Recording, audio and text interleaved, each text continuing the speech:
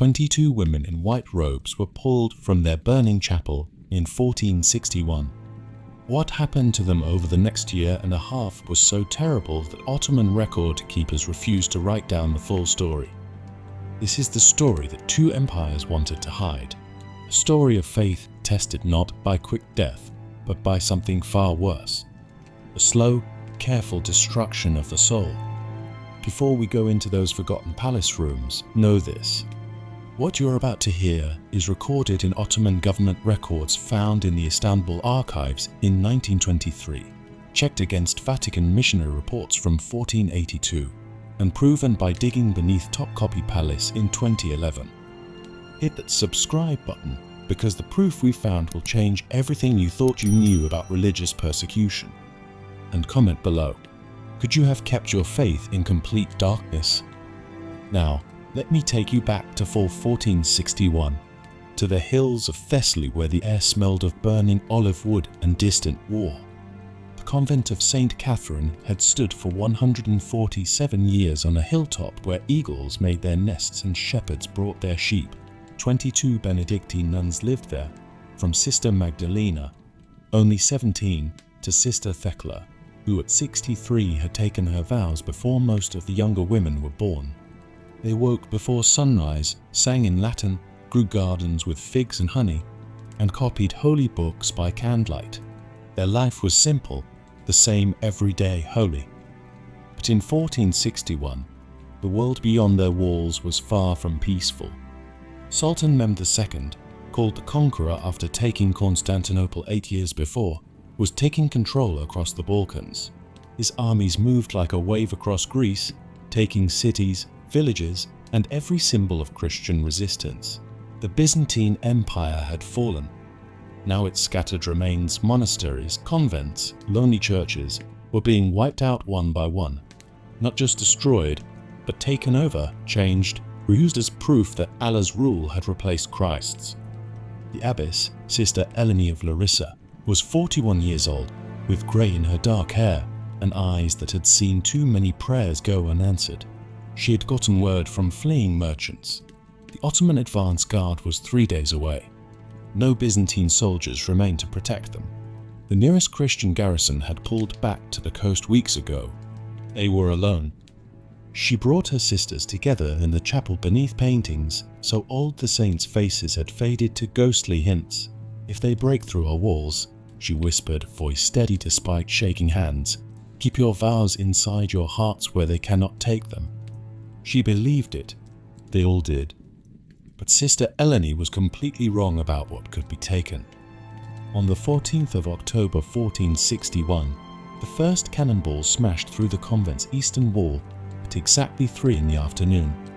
The nuns had heard the sounds getting closer for hours, the rhythmic boom of Ottoman artillery being dragged up mountain paths, the shouted orders in a language none of them knew, the metallic sounds of war.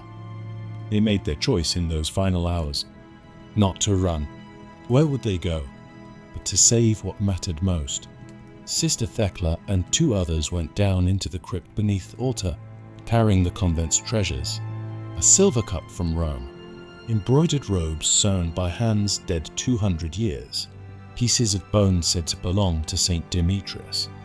They buried these under loose stones, whispering prayers over each one.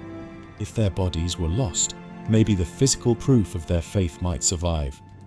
Above, Sister Eleni stood before the altar, holding the convent's silver cross, the one that had survived storms and attacks since 1314. Around her, the younger sisters cried.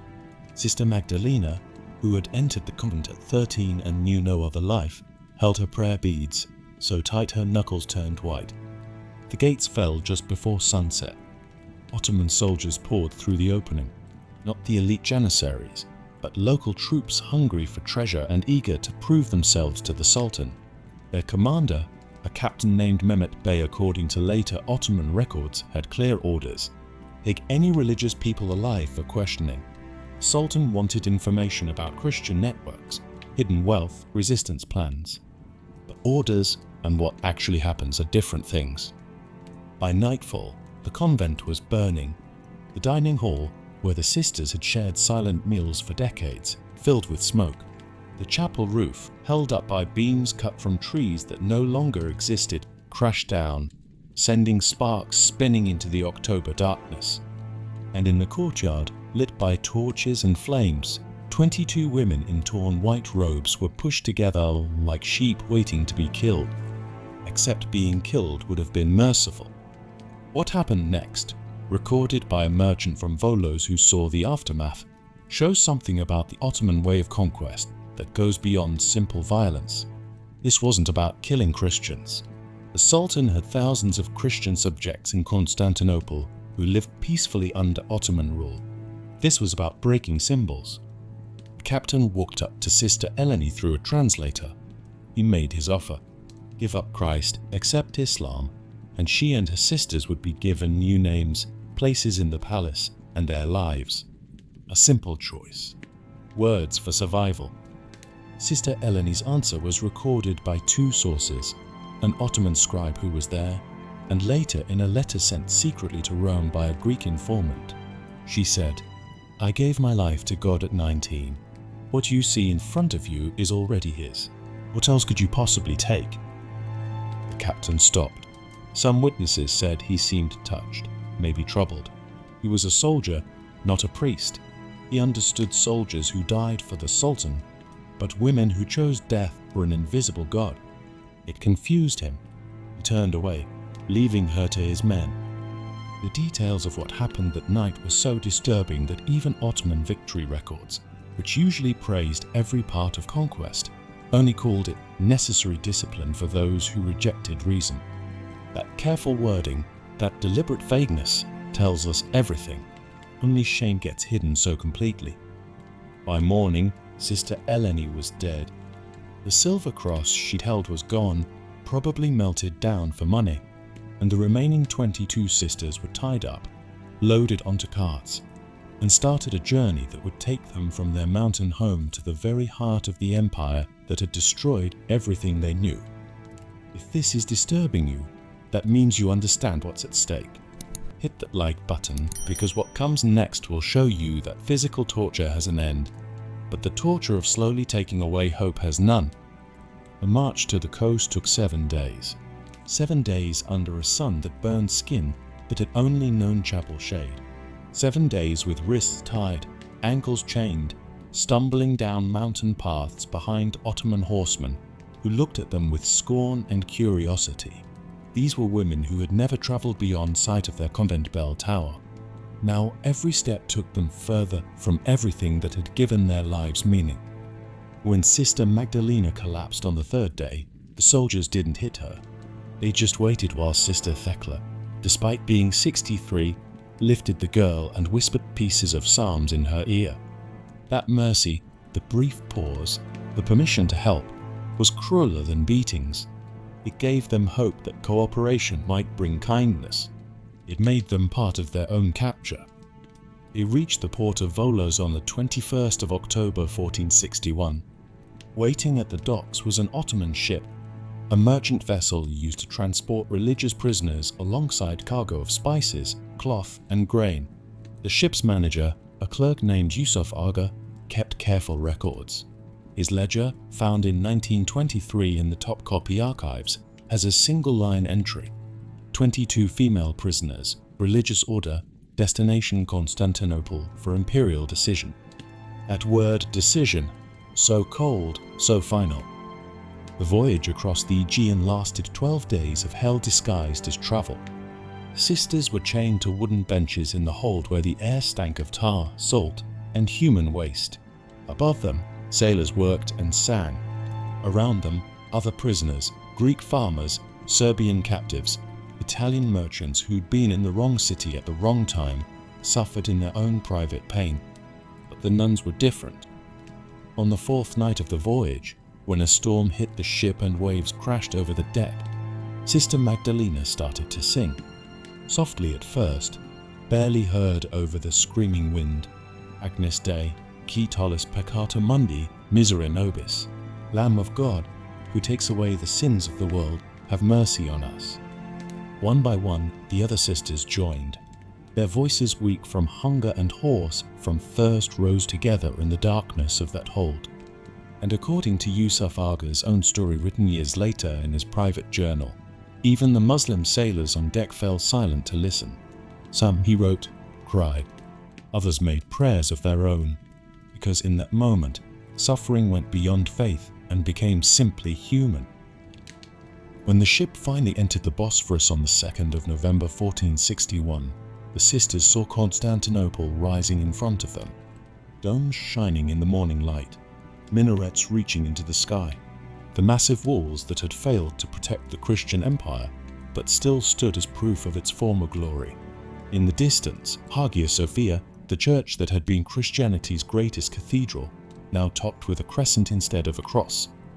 They were marched through the streets from the docks to the palace district. Locals stopped to stare. Christian nuns were rare among prisoners. Most religious people either ran before conquest or died during it. To see them being led through the streets like common criminals was both a show and a message. No one is beyond the Sultan's reach. In the shadow of Hagia Sophia, they were forced to kneel. Above them, the call to prayer echoed from minarets that had once held Christian bells. Sister Theodora, who had been silent since the convent fell, whispered just loud enough for the others to hear. "We are home, but it is no longer ours." The Divan, the Imperial Council, met in a marble hall where justice and power were the same thing. The Grand Vizier sat high up, his face carefully blank as the 22 sisters were brought before him. Scribes waited with ink and paper, ready to record every detail for the government records that tracked every asset, every prisoner, every deal in an empire that ruled 3 continents. Through translators, the vizier explained the Sultan's mercy. Those who accepted conversion to Islam would be given new names, positions in the palace, food, clothing, and life. Those who refused would face the discipline of faith. That phrase again, so carefully unclear. None spoke. The silence stretched until it became its own form of resistance. Then Sister Thecla, the eldest, stepped forward. She had lived through the fall of Constantinople as a young woman. She had watched one empire die and another rise. She had survived 63 years by knowing when to bend and when to break. "My lord," she said through the translator, "you may rename us. You may dress us in silk. You may teach us new prayers, but you cannot rewrite what is carved into our hearts." The translator hesitated, clearly unsure whether to repeat such defiance. When he did, the Grand Vizier's face didn't change. He simply answered, "Prayers fade when the tongue forgets how to speak them." With a wave of his hand, he dismissed them, not to execution, but to the lower rooms of Topkapi Palace, where unclassified prisoners were kept waiting for final decision. Some would later call this mercy. History would call it something else entirely, the beginning of a torture that would last not hours, but months. Beneath the palace gardens, reached only through guarded halls, lay a network of stone rooms designed to hold the empire's invisible prisoners. People whose existence was known, but whose presence was inconvenient. Here were Christian prisoners waiting for ransom, political prisoners too valuable to kill, and now 22 nuns whose refusal to convert had become an embarrassing problem. They were stripped of their robes and given rough servant clothes. Their names were forbidden. Each woman was given a number.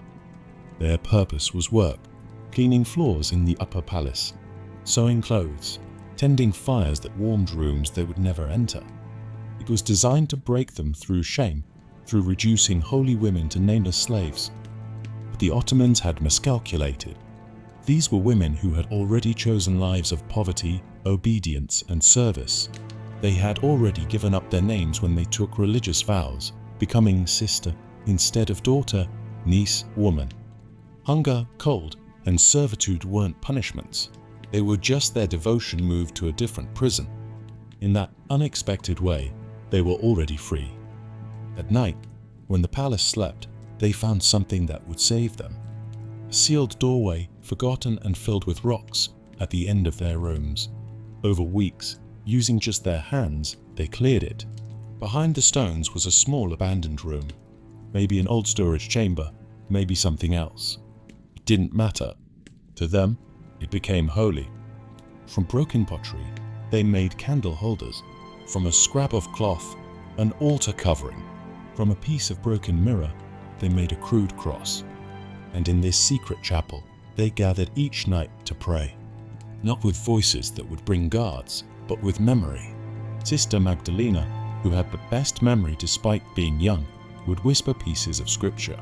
The light shines in the darkness, and the darkness has not overcome it. Sister Thecla would add verses half remembered from Psalms. Together, they rebuilt their faith from pieces, building a cathedral in their minds that no army could burn. If you're realizing how powerful this is, how faith can survive where every physical sign of it has been destroyed, hit that like button, because the palace was about to learn that you cannot starve what doesn't need food to live. Spring 1462 brought a new strategy from the palace authorities. Having failed to break them through hardship, the Ottomans tried the opposite. Kindness. Food arrived. Not scraps, but real meals. Fresh bread, olive oil, dried fruit, clean water. Even small luxuries. Soap, clean clothing. And with the food came visitors. Learned imams, men of gentleness and real intellectual curiosity who sat with the sisters and talked through translators about theology. Your God and ours are not so different, one scholar said to Sister Theodora. Both demand surrender to divine will. Both promise paradise to the faithful. The words you must speak are only words. Your heart can stay your own. It was the most clever torture yet. Not pain, but temptation. Not cruelty, but the offer of relief from cruelty. Say the words. Keep your faith privately and end the suffering. What harm could words do? Sister Theodora's answer was recorded by the Imam himself, who was so struck by it that he included it in his own religious writings years later. If my words don't matter, why do you want them so badly? The scholar had no answer. When persuasion failed, the kindness disappeared. The food was cut to starvation amounts. The lamps were put out, leaving them in darkness. And one by one, they were taken to a small room where scribes waited with a single question. Will you accept Islam? Two sisters from Corfu, twins aged 19, finally whispered yes. They were immediately dressed in fine clothes and led away. The remaining sisters never saw them again. Whether they lived in comfort somewhere in the palace or disappeared into its huge system, no record says. But their surrender made the others stronger. Sister Thecla gathered everyone in their secret chapel that night. Every time one of us falls, she whispered, the rest must stand taller. We are not 22 women anymore. We are one prayer spoken by many mouths. From that night on, when guards questioned them, the sisters stopped speaking completely. They answered every question with silence, and in that silence, they took back the one thing the empire thought it had taken, control over their own surrender. Ottoman records from June 1462 note, religious captives unresponsive, unsuitable for re-education, recommend disposal. Disposal, there's that word again. By fall 1462, only 11 of the original 22 remained alive. The others had died from disease, despair, or disappearance. The survivors were skeleton thin, their hands scarred from work, their voices rough from whispered prayers. Guards called them the ghosts and avoided the lower rooms when possible, claiming the air there felt wrong. But in their secret chapel, something extraordinary was happening. Sister Magdalena had begun marking the walls with charcoal. Not names, which were forbidden, but symbols. A small bird for each sister still alive, a flame for each one lost. The walls became a visual prayer, a silent memorial that testified. We were here. We endured. It did not break. On one wall, she wrote in Latin, careful and small, Lux in tenebris lucet, the light shines in the darkness. In October 1462, Sultan Mehmed II died unexpectedly. His son Bayezid II took the throne and immediately ordered a purge of his father's household, a common practice to prevent plots. Every servant, every prisoner, every inconvenient left over from the previous reign was to be resolved. The 11 surviving sisters were brought before a new vizier. Once again, the offer, convert and live, or refuse and face final decision. By now they were so weak they could barely stand. Sister Magdalena, at 18, looked 50. Sister Thecla, now 64, could no longer walk without help. Vizier gave them 3 days to decide. On the morning of the 3rd day, when guards came to collect their answer, they found the rooms empty. Not escaped. The doors were still locked from outside, but the women were gone, vanished. Search was ordered. The palace was searched top to bottom, and deep in the hidden chapel the sisters had created, guards found something that would be whispered about for generations. 11 birds carved into the wall, and beside them, a 12th symbol, a door standing open. What happened to them? Ottoman records suddenly go silent. No execution orders, no burial records, no transfer documents, just a gap in the ledgers where their resolution should be recorded. In 1484, a Venetian diplomat wrote of palace servants who claimed that on certain nights, faint singing could be heard beneath top copy. Women's voices in Latin, praying to a god not of this empire. He dismissed it as superstition. But in 2011, when archaeologists dug beneath Topkapi Palace, they found something extraordinary. A small sealed room, untouched for centuries. Its walls covered in Christian carvings, crosses, birds, flames, and written in fading charcoal, the same phrase, lux in tenebris lucet, the light shines in the darkness. This story asks us a question that goes beyond religion or empire. What happens when faith is tested not by a single dramatic moment of death, but by the slow grinding weight of captivity, isolation, and the constant offer of escape through surrender? The Ottoman Empire wanted conversion, not corpses. They wanted these women to be living proof that resistance was pointless, that even the most devoted could be turned. Their failure to break 22 nuns wasn't a military defeat, it was something more troubling. Evidence that some things cannot be conquered, even by the world's most powerful empire. These women didn't become saints. They weren't canonized or celebrated. Most of their names are lost to history.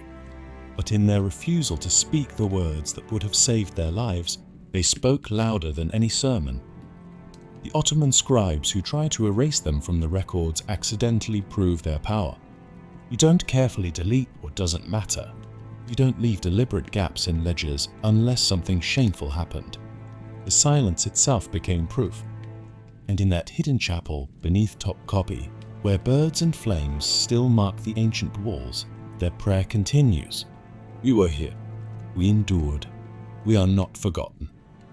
So 22 women taken from a burning convent in 1461 became, over 18 months, a ghost story that haunted an empire. Some died, some disappeared, some may have broken, but enough held firm to leave evidence carved in stone, evidence that survived 5 centuries to tell us that faith, whatever form it takes, can be the last thing that remains when everything else is stripped away. If this story moved you, if the image of those 11 birds on the wall struck something in your heart, subscribe to this channel. We dive deep into the hidden corners of history where the powerful try to bury the truth. Hit that notification bell, because next week we're investigating the secret letters of Vlad the Impaler, the real man behind Dracula, and what he wrote to the Pope about Ottoman methods of torture will make this story seem mild. Comment below what shocked you most about this story. The chapel, the silence, or the fact that the Ottoman Empire tried so hard to erase these women from history. Until then, remember this. History's most powerful stories are often written by those who were never meant to survive to tell them. The sisters of Thessaly left us birds carved in darkness,